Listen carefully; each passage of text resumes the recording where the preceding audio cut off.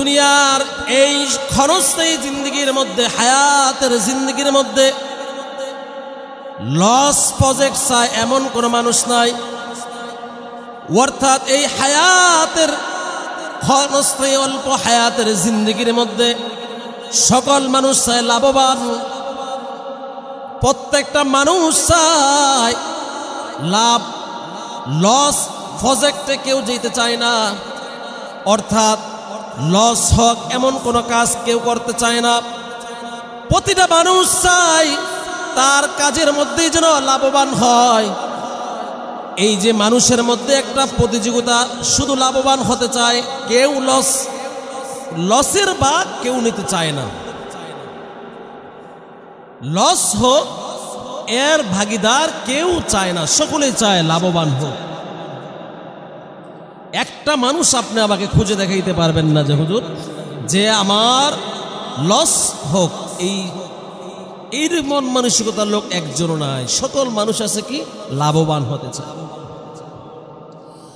দুনিয়ার হায়াতের জিন্দেগির মধ্যে যেমন লাভবান হতে চায়, আবার ওই মানুষটাই আখিরাতের পরকালে অর্থাৎ মারা যাওয়ার পরেও সে লাভবান হতে চায়, মানে জান্নাতে যেতে চায়। এমন কোন মানুষ নাই যে মানুষটা জান্নাত চায় না। দুনিয়াতেও সুখ শান্তি চায়, আখিরাতেও সুখ শান্তি চায় প্রতিটা মানুষ। এমন কোন মানুষ নাই যে দুনিয়াতেও সুখ চায় না, আখিরাতেও সুখ চায় না। এখন কথা হচ্ছে আপনি দুনিয়াতেও সুখী হবেন কিভাবে, আখিরাতেও সুখী হবেন কিভাবে, এটাই হলো আমাদের মূল বিষয়। দুনিয়াতেও আপনি যেন সুখী হতে পারেন, আখিরাতেও যেন আপনি অনন্তকাল জান্নাতে সুখী থাকতে পারেন। দেখেন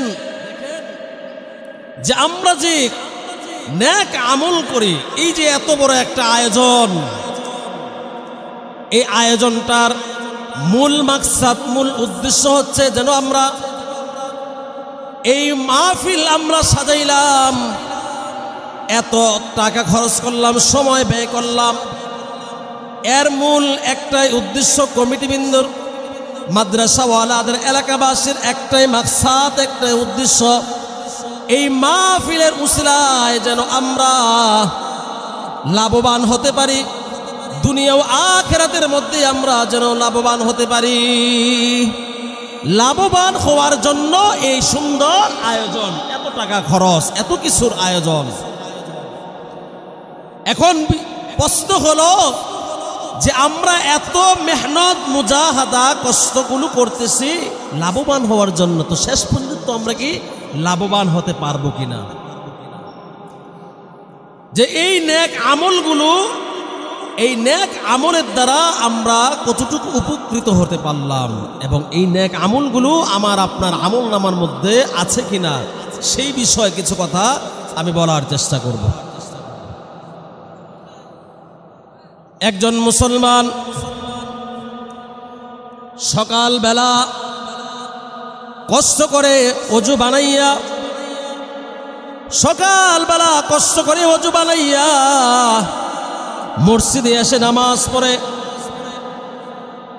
নামাজ পড়ার পরে মসজিদ থেকে বের হয়ে দুনিয়ার মধ্যে তার রিজিক কর্মস্থলের জন্য বের হয়ে যায়।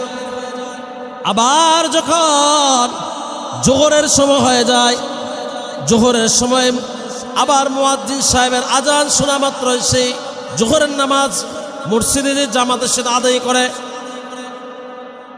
জোহরের নামাজ আদায় করার পর আসরের নামাজের আজান হলে আসর নামাজ পড়ে, এইভাবে 5 ওয়াক্ত নামাজ পড়ে। তার উপরে যখন হজ ওয়াজিব হয়ে যায়, হজ করে, যাকাত ওয়াজিব হয়ে গেলে, যাকাত ফরজ হয়ে গেলে যাকাত আদায় করে। অর্থাৎ সমস্ত নেক আমলগুলো সে পরিপূর্ণভাবে করে এবং করার চেষ্টা করে। সব আমলগুলো কমপ্লিট আদায় করে।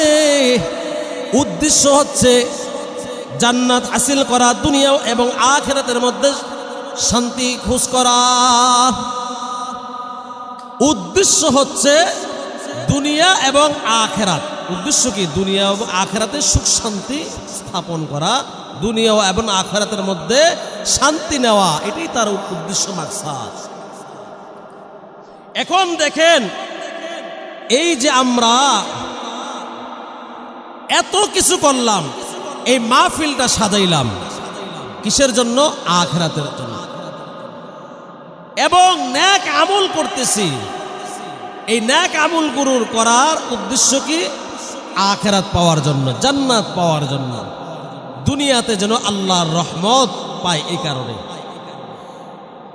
এখন যেই বিষয়টা আমি বোঝানোর চেষ্টা করতেছি, সেই বিষয়টা হচ্ছে যে আমার আপনার এই নেক আমল, এই তসবিহ তাহলিল, নামাজ, রোজা, হজ, যাকাত, সমস্ত ইবাদতগুলো আমার আপনার অ্যাকাউন্টে আছে কিনা, এই বিষয় আমাদের জানা দরকার।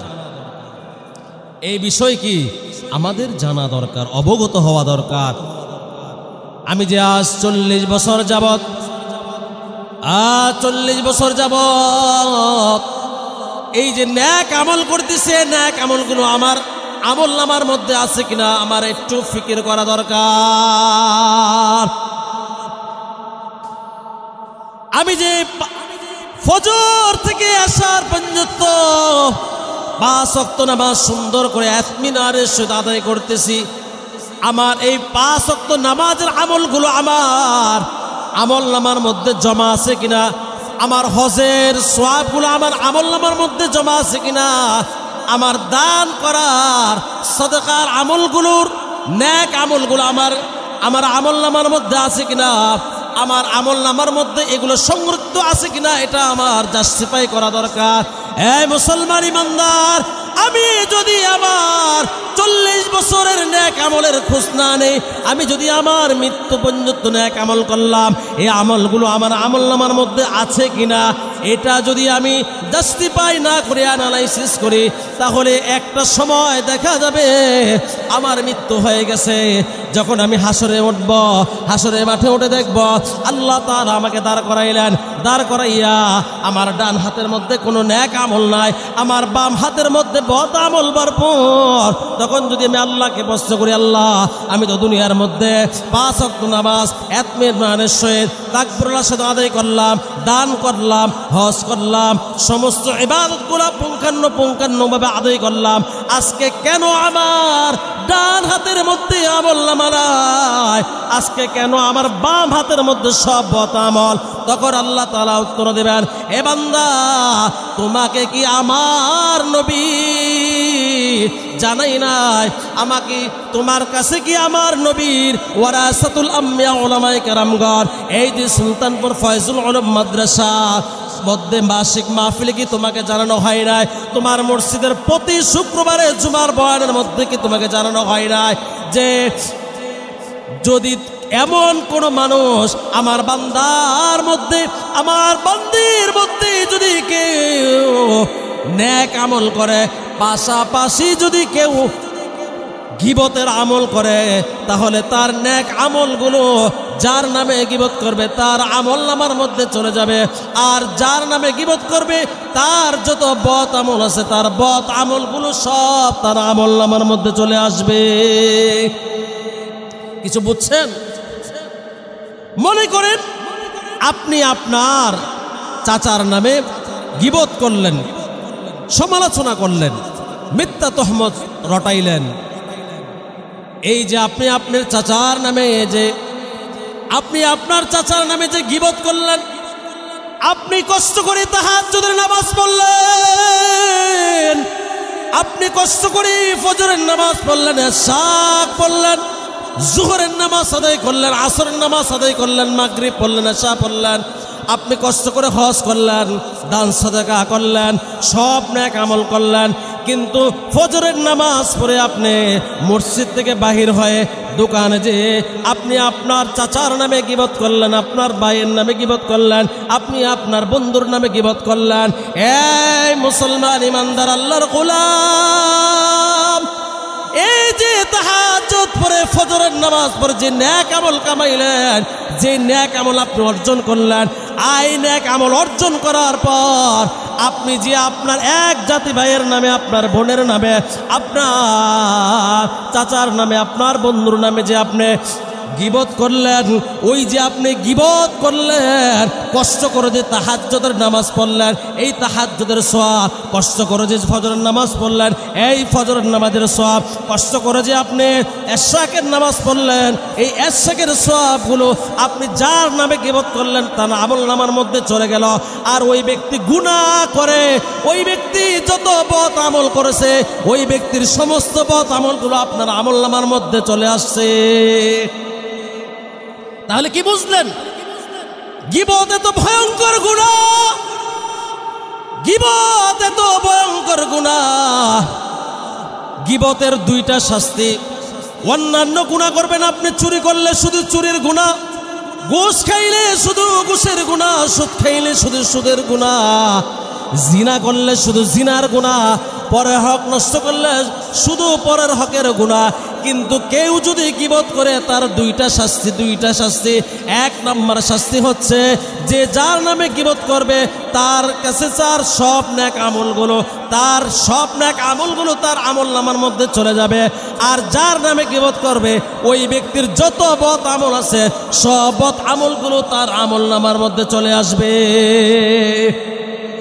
গীবত এত মারাত্মক জঘন্য গুনাহ যে আপনি যার নামে গীবত করবেন ওই ব্যক্তি যত গুনাহ করবে, যত বদ আমল করবে, তার সমস্ত বদ আমলগুলো আপনার আমলনামার মধ্যে চলে আসবে। আর আপনি কষ্ট করে যত নেক অর্জন করবেন, আপনার সমস্ত নেক, আপনার সমস্ত আমলগুলো তার আমলনামার মধ্যে চলে যাবে। তাহলে গীবত করা যাবে? গীবত করা যাবে না। নবীজি বলেন ওয়ালা তাকরাবুজ জিনা।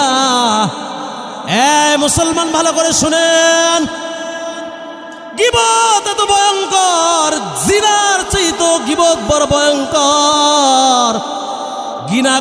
জিনা করলে জিনার শাস্তি পাবেন, আপনার আমল চলে যাবে না।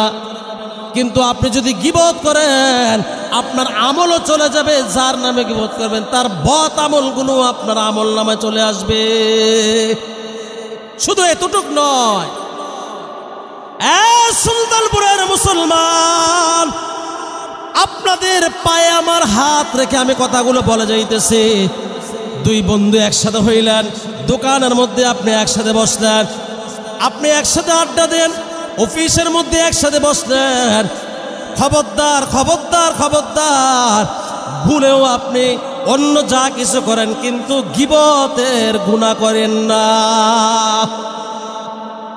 আমি মা বোনদেরকে উদ্দেশ্য করব, সম্মানিতা মা বোনেরা, আপনারা দুইজন একসাথে হয়ে যা কিছু করার করেন কিন্তু কমাস কম গীবতের আমল করেন না। যদি গীবতের আমল করেন, যদি আপনি গীবতের আমল করেন, যদি আপনি গীবতের আমল করেন, আপনি সারাদিন কষ্ট করে যত নেক আমল অর্জন করবেন, হে মা এ বোনেরা, আপনার সমস্ত নেক আমলগুলো যার নামে গীবত করবেন তার আমলনামার মধ্যে চলে আসবে।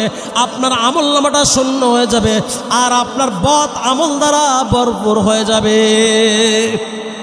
আজ আমাদের সমাজে গীবত এত ভয়ঙ্কর, এমন কোনো সময় নাই, এমন কোনো মুহূর্ত নাই যেই জায়গাটা, যে সময়টার মধ্যে গীবত হয় না। বড় আফসোসের বিষয়, বড় দুঃখের বিষয় হলো গীবত এত বাড়তে বাড়তে বাড়তে বাড়তে আজ আমাদের মসজিদগুলার মধ্যেও গীবতের গুনাহ হয় কি হয় না? নামাজের আর 5 মিনিট সময় বাকি আছে, এই 5 মিনিট আগে আল্লাহর বান্দা মসজিদের মধ্যে ঢুকে ইমাম সাহেবের নামে গীবত শুরু করে দিচ্ছে। আছে না নাই? আসেনি? তাহলে দেখেন, আপনি যে গীবত শুরু করলেন এর দ্বারা আপনার ক্ষতি হলো, এর জন্য আপনার এমন ক্ষতি। হযরত হাসান বসরি, হাসান বসরির নাম শুনেন না? আমার মনে হয় এলাকাতে এমন কোন মানুষ কমে আছেন। বিখ্যাত একজন আলেম বুজুর্গ হযরত হাসান বসরি রহমতুল্লাহ আলাই, ওনার জীবনের একটা ওয়াকিয়া আমি আপনাদেরকে শোনাই। হযরত হাসান বসরি রহমতুল্লাহ আলাই উনি সফরে গেছেন, ওনার এলাকার কয়েকজন মানুষ হযরত হাসান বসরি রহমতুল্লাহ আলাইহির নামে মিথ্যা মিথ্যা অপবাদ ছড়াইছেন। হযরত হাসান বসরি রহমতুল্লাহ আলাইহির নামে গীবত শুরু করে দিলেন, দোকানপাটে এলাকার মধ্যে হযরত হাসান বসরি রহমতুল্লাহ আলাইহির নামে মিথ্যা তহমত দিলেন। হযরত হাসান বসরি রহমতুল্লাহ আলাইহি সফর থেকে বাড়িতে ফিরে আসলেন। বাড়িতে আসার পর উনি শুনতেছেন ওনার নামে বিভিন্ন তহমত, বিভিন্ন সমালোচনা চড়াই দিচ্ছেন। উনি যেই কাজ জীবনও করার কল্পনা নাও সেই কাজগুলো ওনার নামে বিভিন্নভাবে তুলে দিয়েছেন। হাসান বসরি রহমতুল্লাহ আলাইহি ওনার শাগির্দকে বলতেছেন, ঠিক আছে, যেই সমস্ত লোকেরা আমার নামে মিথ্যা মিথ্যা কথা ছড়াইছে, আমাকে অপমান করলো, অপদস্থ করলো, সমাজের কাছে আমাকে ছোট বানাইলো, আমার নামে গীবত করলো, আমার নামে সমালোচনা করলো, তাদের একটা লিস্টি নাও, তাদের একটা লিস্টি নাও। যেই সমস্ত লোকেরা আমি হাসান বসরির নামে কি করলেন, গীবত করলেন, তাদের একটা লিস্টে আমার কাছে দাও। হাসান বসরি রহমতুল্লাহ আলাইহি ওই ব্যক্তিদের একটা লিস্ট নিলেন যারা হাসান বসরি রহমতুল্লাহ আলাইহির নামে মিথ্যা অপবাদ দিয়েছিলেন, সমালোচনা করেছিলেন, গীবত করেছিলেন। ওই ব্যক্তিদের লিস্টটা নিলেন। লিস্ট নিয়ে এবার হাসান বসরি রহমতুল্লাহ আলাইহি বলতেছেন, দুইটা ব্যাগ না, বড় বড় ছেড়ে খরচার ব্যাগ, দুইটা ব্যাগ নিলেন। দুইটা ব্যাগ নিয়ে হাসান বসরি রহমতুল্লাহ আলাইহি বলেন, এবার চলো বাজারে চলো। দুইটা ব্যাগ নিয়ে বাজারে গেলেন। বাজারে আসার পর হাসান বসরি রহমতুল্লাহ আলাইহি নিজের টাকা দিয়ে বাজার থেকে তাজা তাজা ফলগুলো কিনলেন। দুই ব্যাগ ভরে ফলগুলো কিনলেন। এবার হাসান বসরি রহমতুল্লাহ আলাইহির এই আচরণ দেখে অবাক হয়ে গেলেন।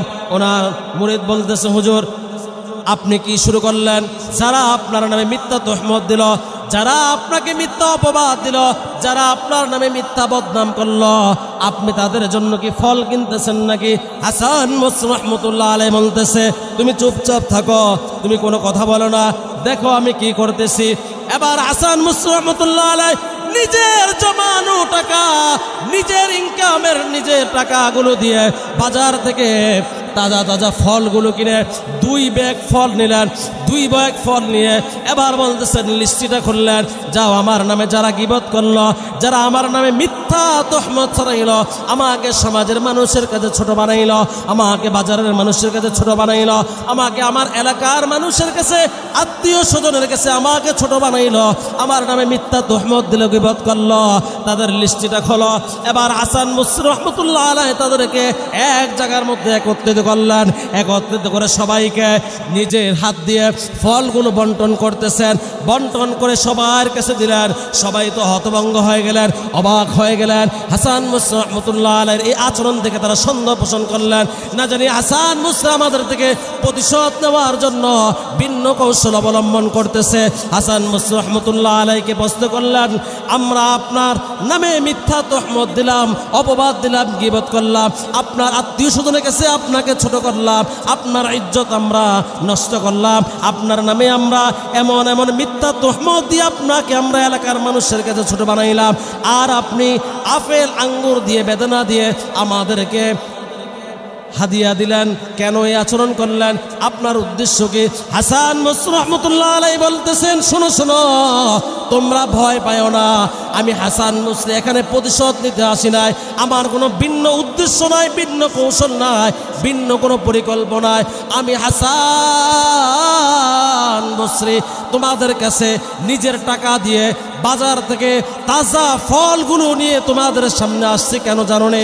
তারা বলতেছে, না আমরা তো জানি না, অন্য মানুষ হলে তো আমাদের থেকে প্রতিশোধ নিতেন, আমাদেরকে মারধর করতেন, কারণ আমরা এত জঘন্য কাজ করেছি, আপনার নামে মিথ্যা তহমত দিয়েছি, আপনার নামে গীবত করেছি, সমালোচনা করেছি, আর আপনি পক্ষান্তরে আমাদের জন্য বাজার থেকে সবচেয়ে দামি ফলগুলো আমাদের জন্য কেন নিয়ে আসছেন? হাসান বসরি রহমতুল্লাহ আলাইহি তাদেরকে সকলকে একত্রিত করে বলতেছেন, শোনো শোনো, তোমরা আমার এত বড় উপকার করেছ, এই সময়ের মধ্যে আমার এত বড় বন্ধু, আমার এত আপন আর কেউ নাই। তোমরা আমি হাসান বসরির যেই উপকারটা করেছ, আমি হাসান বসরির যেই উপকার করেছ, সেই উপকার আমার মা বাবা, আমার স্ত্রী, সন্তান, ভাই বোনেরাও, আমার বন্ধু বান্ধব, তারাও এই উপকার করে নাই। লোকগুলো তো অবাক হয়ে গেলেন, আশ্চর্য হয়ে গেলেন। হাসান বসরি রহমতুল্লাহ আলাইহি কি বলতেছেন এগুলো? হাসান বসরি রাহমাতুল্লাহ আলাইহি বলতেছে, শোনো তোমরা আমি হাসান বসরির নামে গীবত করে সমালোচনা করে কত উপকার করেছো তোমরা জানো নি। তোমরা যে কষ্ট করে তাহাজ্জুদ নামাজ পড়ে নেক আমল অর্জন করেছো, ফজরের নামাজ পড়ে নেক আমল অর্জন করেছো, জোহরের নামাজ পড়ে নেক আমল অর্জন করেছো, আসরের নামাজ পড়ে নেক আমল অর্জন করেছো, মাগরিবের নামাজ পড়ে নেক আমল অর্জন করেছো, এশারের নামাজ পড়ে নেক আমল অর্জন করেছো, দান সদকা করে নেক আমল অর্জন করেছো, মসজিদ মাদ্রাসা বানাইয়া নেক আমল অর্জন করেছো, হজ করে নেক আমল অর্জন করেছো, এবং নফল ইবাদত করে অত সব আমল করে তোমরা যত নেক আমল করেছো, তোমাদের নেক আমলগুলো আমি হাসান বসরির নামে গীবত করে তোমাদের সব নেক আমলগুলো আমি হাসান বসরিকে তোমরা দিয়ে দিয়েছ। এই কারণে আমি হাসান বসরি খুশি হয়ে তোমাদের প্রতি, আমি হাসান বসরি সন্তুষ্ট হয়ে তোমাদের প্রতি, আমি হাসান বসরি রাজি খুশি হয়ে তোমাদের প্রতি, আমি হাসান বসরি আন্তরিকতা হয়ে, যেহেতু তোমরা তোমাদের তাহাজ্জুদ নামাজের নেকি, ফজরের নামাজের নেকি, এশাকের নেকি, জোহরের নেকি, আসরের নেকি, মাগরিবের নামাজের নেকি, এশারের নামাজের নেকি, দান সৎকারের নেকি, হজের নেকি, সমস্ত আমলের সওয়াবের নেকিগুলো আমি হাসান বসরিকে তোমরা গীবত করে দিয়ে দিয়েছ। আর আমি হাসান বসরি যত গুনাহ করেছি আমার গুনাহগুলো বদ আমলগুলো তোমরা নিয়ে নিয়েছ। অতএব তোমাদের মতো আপন বন্ধু আমায় আর কেউ নাই। যেহেতু তোমরা আমার নামে গীবত করে, আমার নামে মিথ্যা তহমত দিয়ে আমার বদ আমলগুলোর দায়িত্ব তোমরা নিয়ে নিলা, আর তোমাদের নেক আমলগুলো আমি হাসান বসরিকে ফ্রি দিয়ে দিলা। এ কারণে আমি হাসান বসরির টাকা দিয়ে তাজা ফল কিনে তোমাদের জন্য নিয়ে এসেছি। চিন্তা করছেন? চিন্তা করছেন একবার? আপনার নামে কেউ গীবত করলে, আপনার নামে দোকানে কেউ সমালোচনা করলে আপনি আলহামদুলিল্লাহ বলেন। আপনার নামে যদি আপনার ভাইও যদি গীবত করে, মিথ্যা তহমত দেয়, মিথ্যা অপবাদ দেয়, আপনি খুশি থাকেন। কেন খুশি থাকবেন? তার যত নেক আমল আছে সব নেক আমল আপনার আমল নামায় চলে আসবে, আর আপনার যত বদ আমল আছে সমস্ত বদ আমল তার আমল নামার মধ্যে চলে যাবে। তাহলে আপনার লাভ না ক্ষতি? আপনার লাভ না ক্ষতি? আপনি লাভবান। মুসলমান ইমানদার আল্লাহর গোলাম, গীবত এত মারাত্মক গুনাহ। পয়গম্বর রাসূল আরবি মুহাম্মদুর রাসূলুল্লাহ সাল্লাল্লাহু আলাইহি ওয়াসাল্লাম বলেন, আমাকে যখন মেরাজ নিয়ে গেছেন, আমি জান্নাত ঘুরে ঘুরে দেখলাম। জান্নাত পরিদর্শন করার পরে জাহান্নাম যখন জিবরিল আমাকে ঘুরে ঘুরে দেখাইতেছেন, জাহান্নামের মধ্যে আমি দেখলাম এক শ্রেণীর ব্যক্তি, তাদের নখগুলো বিশাল বড় বড় লম্বা, তাদের নখগুলো তামার মতো এত ধারালো। তারা তাদের নখগুলো দিয়ে এইভাবে বুকের মধ্যে আঘাত করতেছে, পিছন দিয়ে বের হয়ে যেতেছে। তারা তাদের এই নখগুলো দিয়ে সারা শরীরে গোশতগুলা খামসি করতেছে। সাহাবাই কেরাম এই কথা শুনে অবাক হয়ে গেলেন। নবীজি বলেন, লাম্মা উরিজা বি বিকওমিন লাহুম আযফার মিন নুহাসিন ইয়াগমিশুনা বিহা وجوههم وصدورهم قلت من هؤلاء قال هؤلاء الذين يأكلون لحوم الناس ويقعون في أعراضهم। নবীজি বলেন, যখন আমি জাহান্নাম ঘুরে ঘুরে দেখতেছি, আমি নবী দেখলাম এক শ্রেণীর ব্যক্তি, বিকওমিন লাহুম আযফার মিন নুহাসিন ইয়াগমিশুনা বিহা وجوههم وصدورهم قلت من هؤلاء قال هؤلاء الذين يأكلون لحوم الناس ويقعون في أعراضهم। আমি দেখলাম এক শ্রেণীর ব্যক্তি, তাদের নখগুলো বিশাল বড় আকৃতি, তারা তাদের এই নখ দিয়ে সারা শরীরের গোশতগুলো খামসে ছিঁড়তেছে। আর তাদের এই ভয়ঙ্কর শাস্তি দেখে আমি জিবরাইলকে প্রশ্ন করলাম, ভাই তারা কারা? তাদের এত ভয়ঙ্কর শাস্তি কেন দেওয়া হইতেছে? জিবরাইল আলাইহিস সালাম বলেন, হে পয়গম্বর, তারা হলো আপনার ওই উম্মত যারা দুনিয়ার হায়াতের জিন্দেগির মধ্যে তারা নেক আমল করত, আবার পাশাপাশি গীবত করত। এই গীবতের কারণে আল্লাহ তাআলা তাদেরকে এই শাস্তি দিয়েছেন। কিয়ামত পর্যন্ত তাদের এই শাস্তি অবধারিত থাকবে। কত ভয়ঙ্কর শাস্তি! তাদের এই সমস্ত শরীরের গোশতগুলো তারা হাত দিয়ে খামচিয়ে খামচিয়ে ছিঁড়তেছে। তাহলে কত ভয়ঙ্কর শাস্তি গীবত! গীবত এত মারাত্মক গুনাহ। আল্লাহ তাআলা আমাদেরকে গীবতের গুনাহ থেকে সকলকে হেফাজত করে, সকলে বলেন আমিন। দেখেন, গীবতের সবচেয়ে বড় শাস্তি হচ্ছে মাইনাস হওয়া। কোনো গুনাহ করলে নেক আমল মাইনাস হয় না। আল্লাহ তাআলা গীবত ছাড়া আর কোনো দ্বিতীয় গুনাহ এমন রাখেন না, এত শাস্তি দেন নাই যেই শাস্তি নেক আমল মাইনাস হয়ে যাবে। কেমন মাইনাস? মনে করেন আপনি বিকাশে আপনার বাবার নাম্বারে বিদেশ থেকে 1 লক্ষ টাকা পাঠাবেন। আপনার বাবার নাম্বার হচ্ছে শেষে দিয়ে 53। এখন আপনি যদি ভুলে 53 জায়গা যদি 54-এ টাকা পাঠান, আপনি কি টাকা পাবেননি? আপনার বাবা টাকা পাবেনি। ভুল করছে কয়টা? একটা। 11টা নাম্বারের মধ্যে একটা ভুল করলে যেমন 1 লক্ষ টাকা মাইনাস হয়ে যায়, 1 লক্ষ টাকা অন্য ব্যক্তির কাছে চলে যায়। মুসলমান, আপনি যত নেক আমল করেন, আপনি যদি সারাটা জীবন বাইতুল্লাহ তাওয়াফ করেন, সারাটা জীবন যদি আপনি তাহাজ্জুদের নামাজ পড়েন, সারাটা জীবন যদি আপনি কোরআন তেলাওয়াত করেন, আর আপনি যদি গীবত গুনাহ চালিয়ে যান, গীবতের গুনাহ করেন, তাহলে আপনার সমস্ত নেক আমলগুলো মাইনাস হয়ে যাবে। যেমন আপনি যদি 5000 লিটারের একটা টাঙ্কি যদি বাড়িতে আনেন, ওই টাঙ্কি ফিট করেন সুন্দর করে, এরপরে যদি আপনি জাপান থেকে সবচেয়ে দামি মোটর আনেন, ওই মোটরে সুইচ লাগান, বলেন তো ওই টাঙ্কির এক পাশে যদি একটু ছিদ্র রাখেন, আর মোটর লাগাইলেন জাপানের 1 নম্বর জাপানি, আর টাঙ্কিটাও লাগাইলেন মাশাআল্লাহ সবচেয়ে দামি, একদম ভালো ব্যান্ডের, নিজে মজবুত করে মিস্ত্রি বাড়িতে না ফিট করে বানাইলেন। এবার আমাকে বলেন, টাঙ্কির মধ্যে একটু সমস্যাটা হলো টাঙ্কিটা একটু সাইডে ছিদ্র। আবার আপনি মোটর ছাড়েন, কিয়ামত পর্যন্ত আপনার এই টাঙ্কি ফুল হবে কিনা বলেন তো? ফুল হবে না। কিয়ামত পর্যন্ত যদি আপনি মোটর সুইচ যদি অন করে রাখেন, মোটরের সুইচ যদি চালু করে রাখেন, আর যদি টাঙ্কির এক সাইডে যদি একটু ছিদ্র রাখেন, বেশি না অল্প একটু ছিদ্র যদি রাখেন, আপনি বলেন মোটর যত দ্রুত গতিতেই চলুক না কেন, আপনি এই টাঙ্কি ফুল করতে পারবেন? এই টাঙ্কি ফুল করা কি সম্ভব? কেন সম্ভব না বাবা? সম্ভব না হলো এই টাঙ্কির সাইডে একটু সামান্য ফোঁটা থাকার কারণে পানিগুলো বের হয়ে যায়।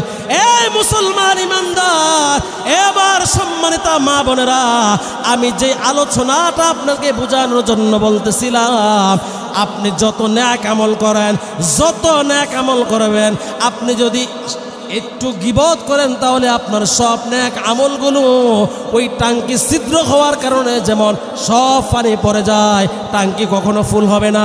আপনি যত নেক আমল করেন না কেন, এই নেক আমলগুলো আপনার আমল নামার মধ্যে থাকবে না, যদি আপনি কন্টিনিউ গীবতের বদ আমল চালিয়ে যান।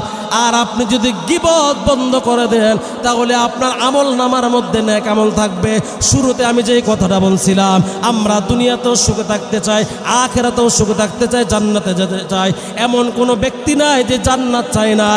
বাবা মুসলমান ইমানদার আল্লাহর গোলাম, যদি আপনি জান্নাতে যেতে চান, তাহলে 1 নম্বরে আপনাকে গীবত বন্ধ করতে হবে।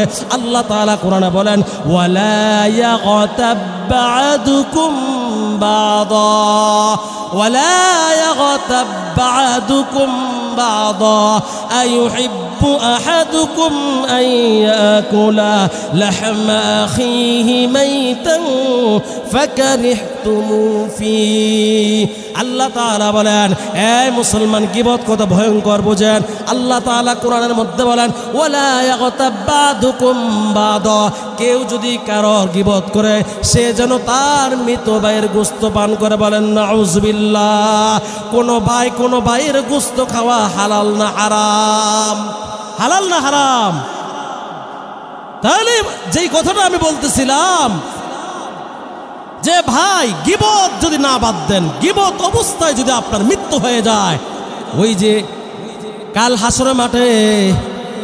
হাসরের মাঠে উঠবে, দেখবে তার ডান হাতের মধ্যে কোনো নেক আমল নাই, তার ডান হাতটা শূন্য, বাম হাতের মধ্যে বদ আমল।